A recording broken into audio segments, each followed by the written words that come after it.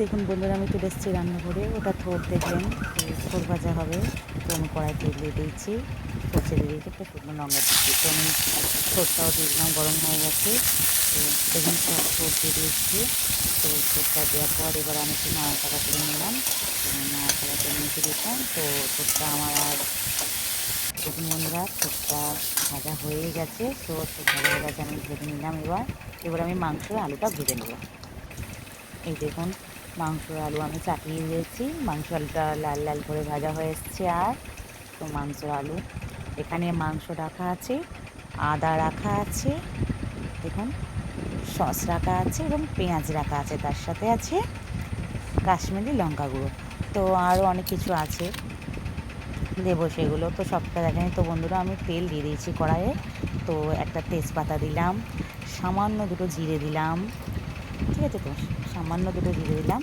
তো আমার তেলটা এবার মোটামুটি ভালো গরম হয়ে গেছে, দেখুন বন্ধুরা। তো তেলটা ভালোই গরম হয়ে গেছে। এবার আমি পেঁয়াজটা দিয়ে দেব। তো আমি পেঁয়াজ দিয়ে দিলাম। পেঁয়াজ দিয়ে এবার আমি একটু ভালো করে নাড়াচাড়া করে নেব। পেঁয়াজটা নাড়াচাড়া করে দিয়েছি। পেঁয়াজটা এমন হালকা, দেখুন একটু লালচে ভাব আসবে নাড়াচাড়া করতে করতে। তো নাড়াচাড়া করতে করতে হালকা লালচে ভাব আসছে। তো আমি এবার লাল লাল করে ভেজে নেবো পেঁয়াজটা। তো আমার লাল লাল করে দেখছো, পেঁয়াজটা লাল লাল করে ভাজা হয়ে গেছে। তো এবার আমি এর সাথে মশলা অ্যাড করব। তো পেঁয়াজটা যেহেতু আমার ভাজা গেছে, তো আমি মশলা অ্যাড করে দিয়েছি বন্ধুরা। তো আদা বাটা সব কিছু দেওয়া আছে, এতে টমেটো সস, লঙ্কা গুঁড়ো সব কিছু দেওয়া আছে। তো এটা আমার অ্যাড করা হয়ে গেছে। তো মশলাটা আমি ভালো করে কষিয়ে নিচ্ছি। এবার দেখুন, তো এতে দেওয়া আছে তোমার কাশ্মীরি লঙ্কা গুঁড়ো, আদা বাটা, রসুন বাটা, জিরে গুঁড়ো, লঙ্কা গুঁড়ো, হলুদ গুঁড়ো, তো সব কিছুই আছে। এবং আমি মাংসটা দিয়ে দিলাম, মশলার সাথে আমি মাংসটা অ্যাড করে দিলাম। এবার মাংসটা আমি ভালো করে কষতে থাকবো। তো মাংসটা ভালো করে কষিয়ে নেবো।